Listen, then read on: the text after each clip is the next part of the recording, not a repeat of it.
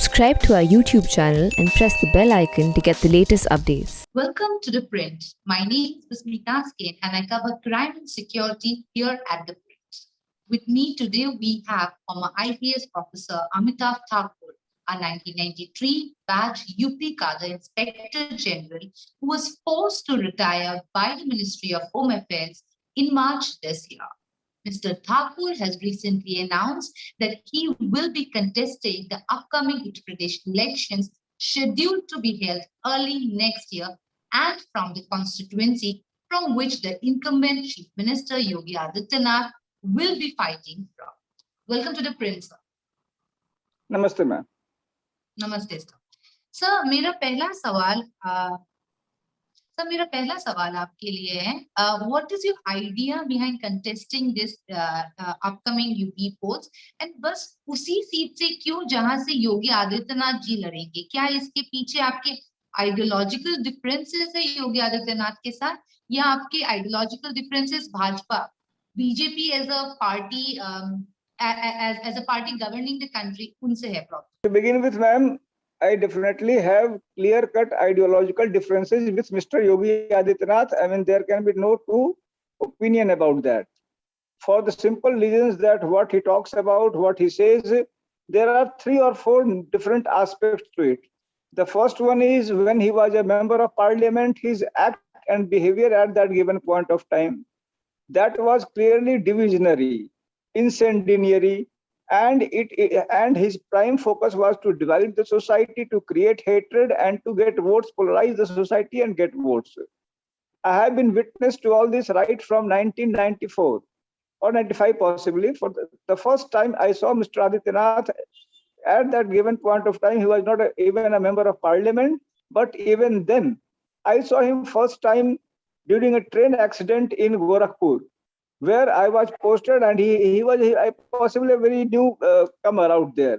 He came to the spot, some 50 persons had died. And there he started saying that only the dead bodies of the Muslims are being catered and that of the Hindus are not being looked after, or they are being denied the treatment.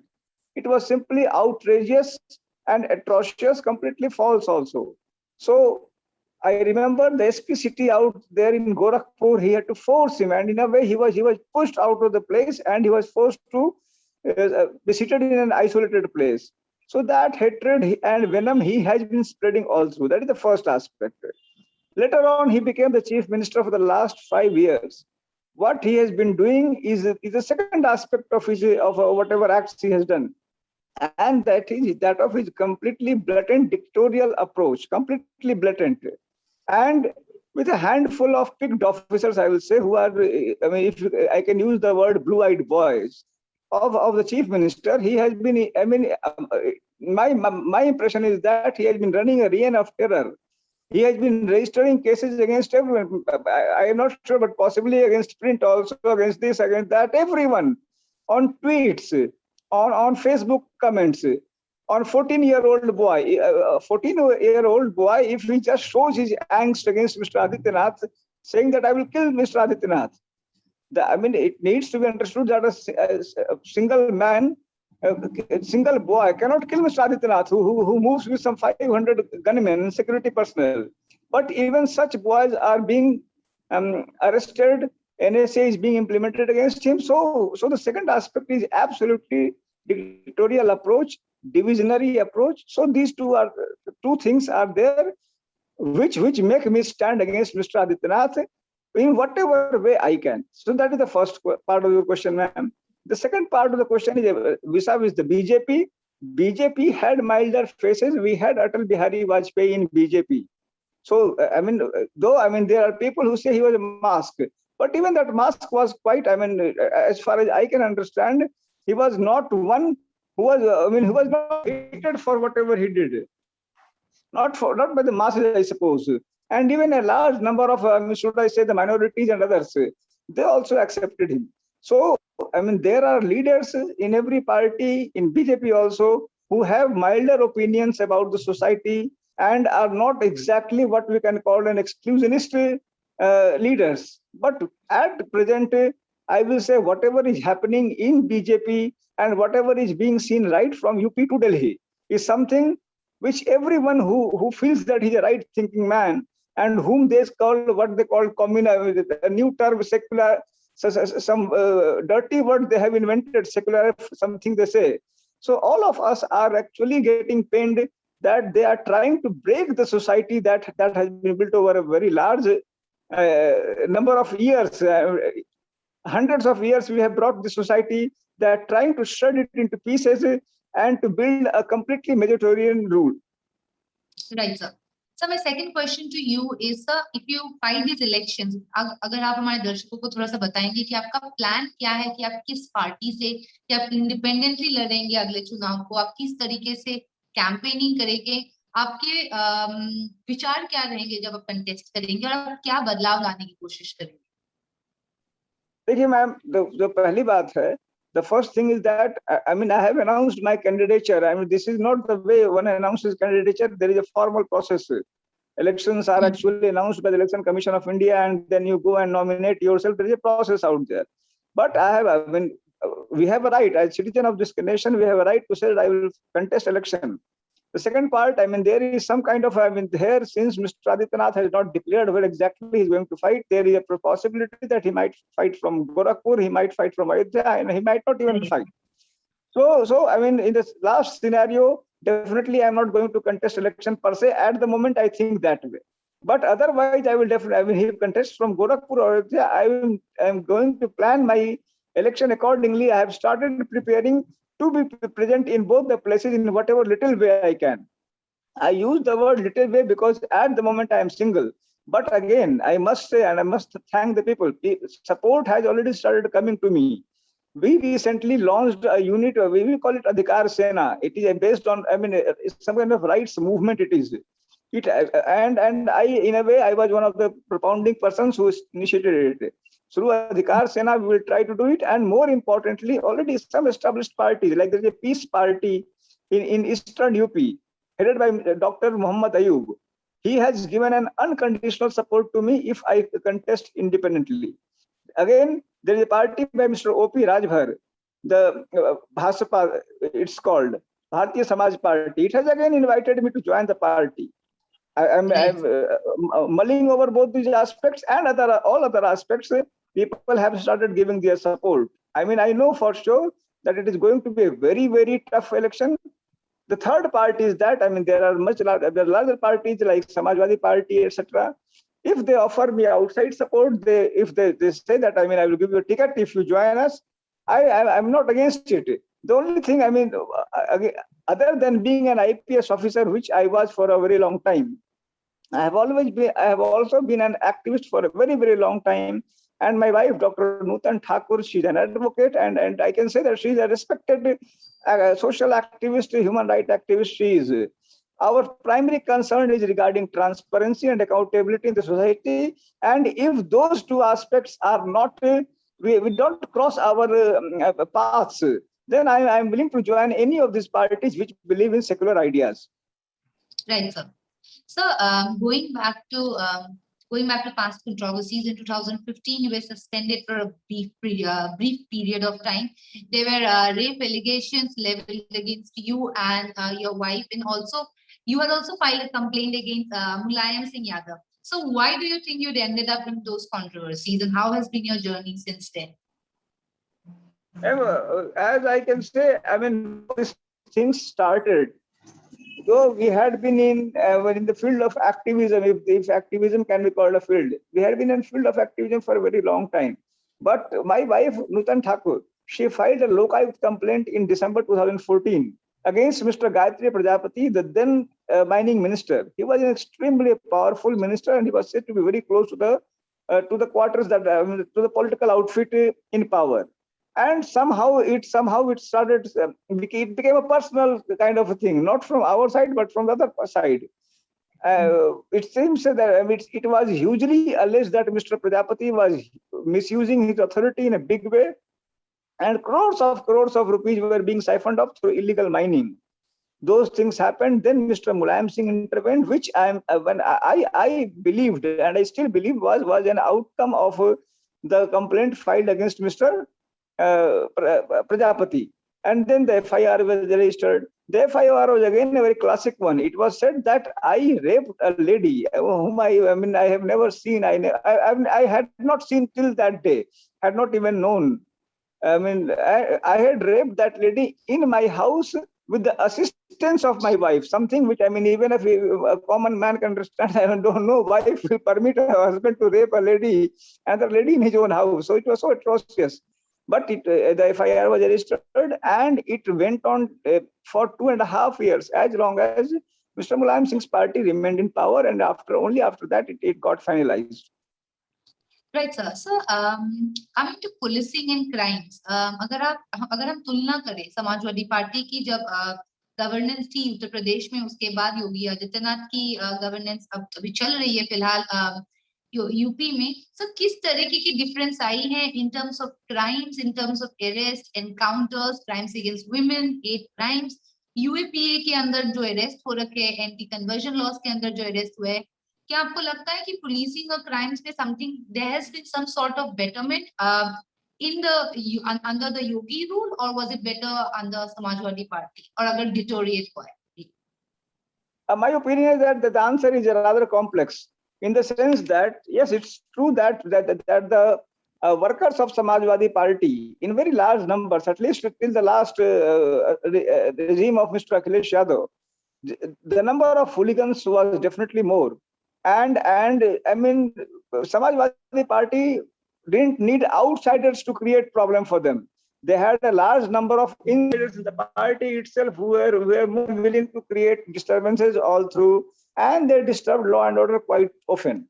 So, that way it was always said that the Samajwadi Party is, as the opposition party said, a party of gundas, etc., the words were used. So that was one aspect. But on the same time, the other aspect was that the party leader, Mr. Akhilesh Yadav, somehow or other, it always came that he believed in democratic values. And so if someone raised black flags or sat in protest, or some kind of, let us say, Facebook comment was made, Twitter was made, actions were not taken on those things which were completely political in nature. Or if, like, a print journalist or any other journalist wrote something which was against the political outfit, he or she was not arrested, FIRs were not registered, UAPA was not imposed, NSA was not imposed. Vis-a-vis that, this government by Mr. Yogi Adityanath, it always claims, and that is nothing more than a claim, it claims that there has been a fabulous law and order situation. The reality is that it has been a reign of terror. Anyone who speaks anything against the government is now an outlaw, and every possible law is applied against him. The second, a very contradictory aspect is that they say that we believe in law and order, and yet they have withdrawn 750 criminal cases against their own people. These include such heinous and serious crimes as the Muzaffarnagar violence, riots, in which hundreds of people got killed. And Mr. Sangeet Som and others, their cases are being withdrawn. On the contrary, all kinds of flimsy cases are being registered against political persons. One case has been registered against Mr. Akhilesh Yadav. Many cases have been registered against Mr. Ajay Singh Lallu, the Congress chief, against Mr. Sanjay Singh, that of AAP. And everyone is being tried to be intimidated. So there lies the fundamental difference. Summing it up, it might be possible that the people who follow the BJP party, they might be claiming and saying, and might even be feeling that there is a better law and order condition. The fact is that an average man who believes in his independence of thought and expression is feeling truly intimidated.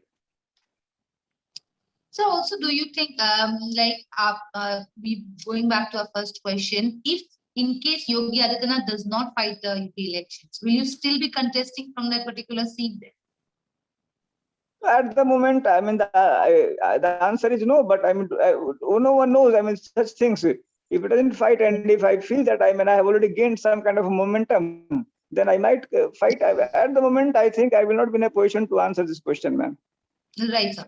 So, अगर आप elections जीत गए or let's consider your one-day elections, what will you do to ensure constitutional rights? And how do you plan to hold those in power accountable so that there is no further abuse in power? And how do you ensure the rights of women, children? How do you plan to go about it? So, because sir, you have been in policing for so long in Uttar Pradesh, you've seen the ground reality. Ma'am, the point is, as far as I understand, I mean, what I have done till, I mean, what the announcement to others and also to me, it seems that I have put in a challenge, which many feel is nothing more than a David versus Goliath kind of a thing. I mean, people say. But in case, as you say, and I mean, I wish it happens. If in case I win, then I will definitely, whatever ideals and ideas I have been striving for, I've been claiming that I adhere to. I will definitely try that. My way of functioning is transparent. I feel myself accountable to the people. I do not patronize people unduly, improperly. Do not form a coterie. I mean, the ideal things that one thinks of. I think I will try to go by those principles. And I think many of if I'm able to stick to these principles, I'm sure many of the things that you said, justice to women, justice to downtrodden, to the leftover parts of the society, they I mean, there is a much larger, farther chance of its getting implemented if I am to my words, and if I am neutral to my cause. Then I think, I mean, it will be much it will have great assistance to achieving these causes. Right, sir. So my last question to you is going comparing, because you have been in both the 10 years of the Samajwadi Party and of the BJP. So which things do you think have become worse in the state in the last couple of years? Suppose we take a period of 10 years. Which things in the state have gone completely haywire? The worst thing, I will again say, the worst thing is that there is complete intolerance in the state, and it is not. I don't personally don't find the. I mean, what they call majority is the Hindus. I mean, if I can use the word Hindu, they feel and they claim that they represent this sect, this lot. My personal opinion is that it's not that the majority really wants to have a hatred filled society, but they have reduced the society to such a level that there is absolute hatred all around and complete intolerance. And the other party, it feels that we are the neglected lot, we do not have power, and then they are keeping quiet in a way. It is as if, I mean, a pressure cooker, no valve is there, and it is just, I mean, going around. This intolerance, I suppose, is something which might have very, very severe repercussions. And I also feel that if some other party other than the BJP comes, it will have to be very, very cautious about this aspect, because I mean, there might have, I mean, a possibility of retaliation, or maybe their own men might try such situations to arise, because I mean, such a situation will favor BJP a lot. I mean, they can claim that now that we are gone, the things are back. So I mean, that is, I think, the worst thing done by them. I was born Hindu, so I mean, I imbibe the Hindu ideas, let us say, whatever the ideas are, and they are good, no doubt about. I always feel that what had happened if I had been a Muslim or a Christian, let us say. So I mean, just because, and the answer I give to myself is that it is just by chance that I became a Hindu or a Muslim or a Christian or whatever. So, and that shall not be a cause. That shall not be a cause for differentiating people, or for, I mean, what we call stereotyping people. That shall not be a cause. What BJP is doing is trying to stereotype people, trying to make people feel in, I mean, get filled in different castes, different categories. I mean, they are mine, they are the other ones. I personally loathe it, but the point is, I mean, and I think I know that there are many, many people who actually hate. I mean, hatred is there, hatred to hatred is there. But the point is, we people at the moment are, I mean, looking like minority because they are ruling, I mean, the roost. That is all I can say. That is dangerous. It is extremely dangerous to me. It is extremely disgusting also. But I mean, we are all trying to do. All we are trying to do is that such a situation gets over. But I don't know when it will happen. Right, sir. Right, sir. That's all. That was my last question, sir. Thank you so much for joining us here at The Print. For The Print, this is Bismee Taskin. Do follow us on our social media handles and subscribe to our YouTube channel.